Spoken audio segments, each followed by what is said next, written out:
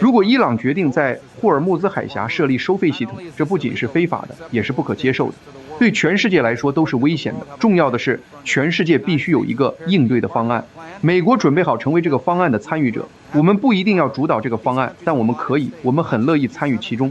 但这些国家都有重大的利害关系，不仅仅是七国集团的国家，亚洲和世界各地的国家也都有重大的利害关系，应该为这项努力做出巨大贡献，以确保霍尔木兹海峡，或者坦率地说，任何国际水道都不应该被任何一个民族国家，或者像今天伊朗存在的那个伊斯兰教权、激进的教权政权那样的恐怖主义政府所控制或收费。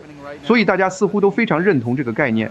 目前正在进行大量的工作，英国在促成此事方面发挥了重要作用，其他国家也一样。这一切似乎得到了广泛的接受。我们的盟友和伙伴们，至少在我看来，似乎很感谢我们提供了关于我们行动的最新情况，并且理解未来几周将要发生的事情，好吗？国务卿，美国在多大程度上认真考虑部署地面部队？在未来几周，您具体会做些什么？我不会讨论军事战术，我不认为我们系统中的任何人会告诉你们我们计划了什么或者打算做什么，这有显而易见的原因。但是至于涉及到军事战术和计划的，我会请你们咨询战争部，而战争部可能会告诉你们，他们什么都不能告诉你们。所以除了说我们有目标之外，我告诉过你们那些目标是什么，我们非常有信心，我们非常快就能实现它们。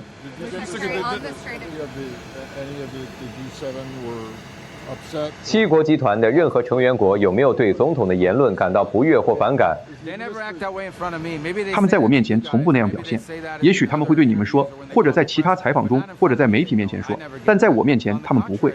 我从没遇到过那种情况，恰恰相反，这些会议通常都是在感谢美国在努力为伊朗带来和平方面所发挥的作用，感谢总统在结束加沙局势方面发挥的关键作用，感谢我们在稳定叙利亚方面发挥的作用，感谢尽管他们可能在媒体上说过什么，但我们在委内瑞拉所做的对世界、对我们地区和西半球都有好处。感谢我们在与加拿大等其他国家一道，在海地组建镇压帮派的部队方面发挥的作用。所以还有感谢我们在这场俄乌战争中努力发挥的调解作用。所以我不知道，我的意思是，你们问我这些问题，就好像我参加这些会议时，这些人会很生气一样。那里没有人会尖叫，没有人会提高嗓门，也没有人会说任何负面的话。而且如果他们那样做了，我会提醒他们，但我不需要，但我会提醒他们，美国在过去1年中发挥的作用是非常富有成效的，对他们非常有帮助。我只想说这一点，我昨天说过，现在我再说一遍。伊朗是由政府统治的，而不是伊朗人民。伊朗人民是了不起的人民，他们值得拥有比现在好得多的生活，而他们现在拥有的是一个激进的什叶派教权政权。这个政权基本上夺走了那个国家的财富，并将其用于不是用来修建道路和桥梁，不是用来建设医疗系统或大学，不是用来建设一个更好更繁荣的国家。他们利用那个国家的财富来资助恐怖主义，建造火箭，建造无人机，建造导弹，建造水雷。他们就是用这些钱做了这些事，并试图在世界各地杀人。而且这必须得到处理。那个国家在47年里一直是一个威胁，好吗？那个政权在47年里一直试图在世界各地杀害美国人，并且一直在杀害美国人。我们有一位总统，他不会允许这种情况不受限制的继续下去。所以当我们完成时，伊朗就已经很弱了。当我们在接下来的几周内处理完他们之后，他们将比近代历史上任何时候都更弱。他们将无法躲在那些武器后面发展并获得核武器，那将是疯狂的。这些人如果真的获得核武器，那将是疯狂的。看看他们现在愿意用他们拥有的武器做什么？他们袭击大使馆，他们袭击酒店，他们试图杀害平民，他们攻击所有邻国。想象一下，如果这些激进的疯子拥有核武器来威胁全世界，那会怎样？国务卿先生，关于俄乌战争，您在 X 上说，您传达了总统对停火和谈判达成和解的承诺。现在停火是否重新提上日程了？关于俄罗斯和乌克兰的局势。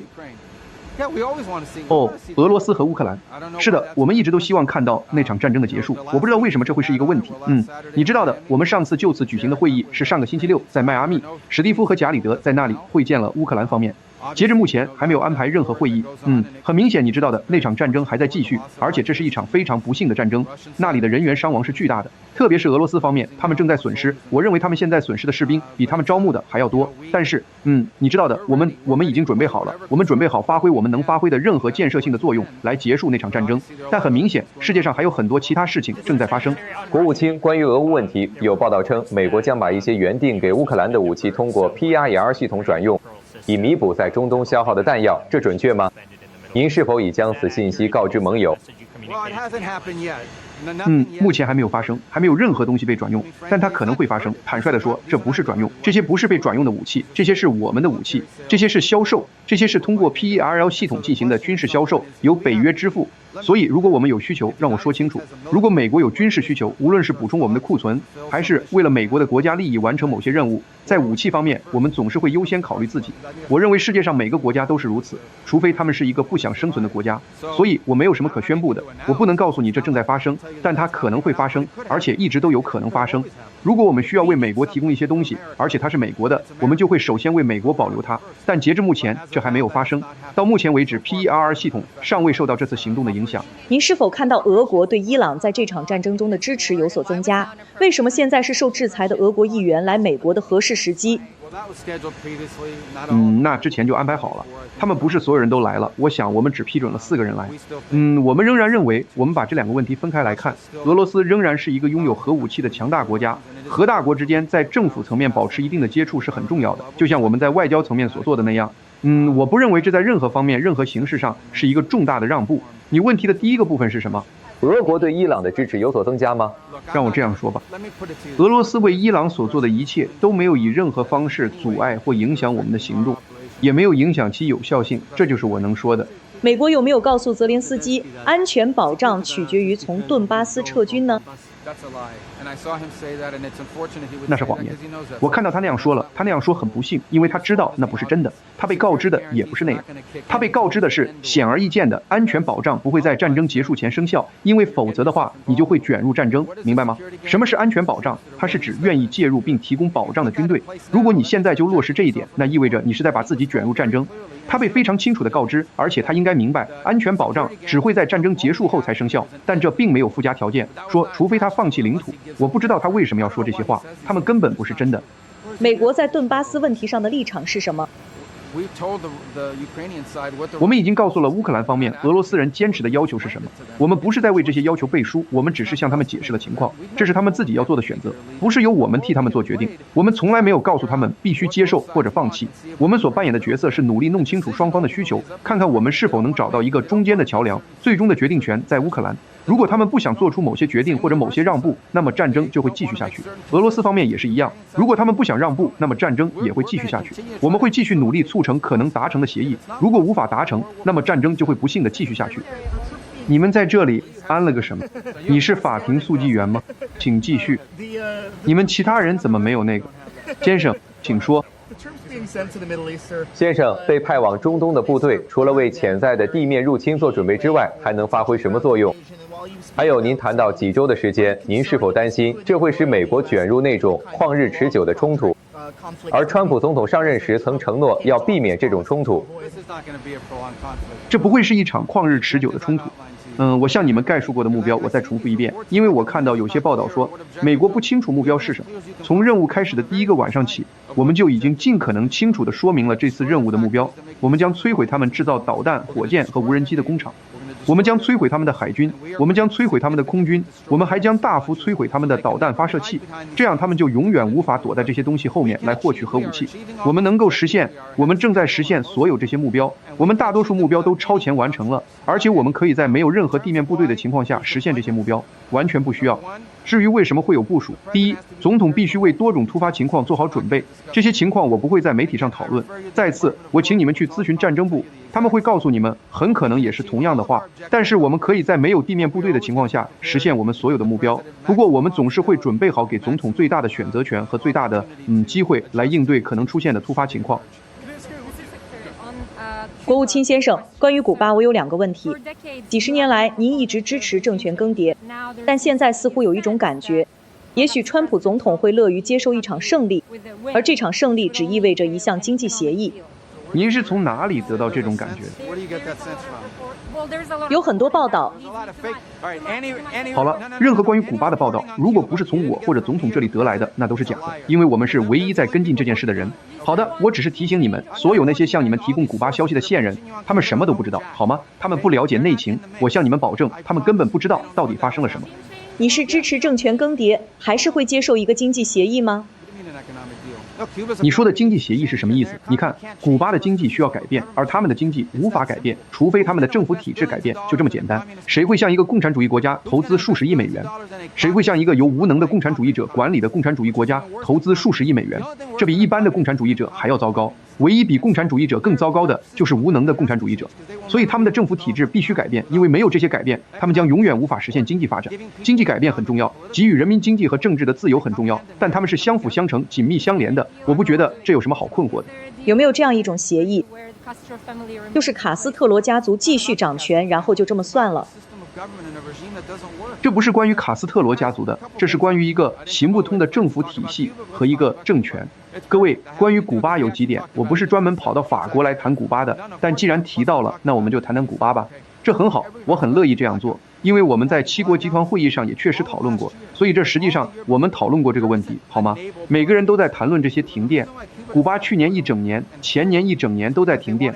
古巴周围没有海上封锁，古巴没有石油和燃料的原因是他们想要免费的，而人们不会经常免费提供石油和燃料，除非是苏联补贴他们，或者是马杜罗补贴他们，他们就是不这样做。他们可能偶尔会得到一两批货，但不足以维持他们的国家，好吗？所以他们停电的原因，这就是他们没有燃料的原因。而他们停电的原因是，他们拥有1950年代和60年代的设备，他们从未维护或保养过，好吗？但归根结底，古巴之所以是一场灾难，是因为他们的经济制度行不通，这是一个荒谬的制度。古巴人民正在遭受苦难，因为那些执政者的决定，因为他们不愿做出必要的改变，以便古巴能够融入21世纪。令人悲哀的是，古巴人只有离开这个国家才能成功，这是一件非常可悲的事情。你看到古巴人遍布世界各地并取得成功，唯独在古巴不行，这必须改变。而要改变这一点，你需要改变掌权者，你需要改变管理这个国家的制度，你需要改变他所遵循的经济模式。如果古巴想要一个更好的未来，这是唯一的出路。多年来，我们已经清楚地、反复地表达了这一点，也许现在有机会去实现它，我们拭目以待。部长先生，回到伊朗的话题，你的理解是他们今天会传达对15点计划的回应吗？你有没有特别期待什么？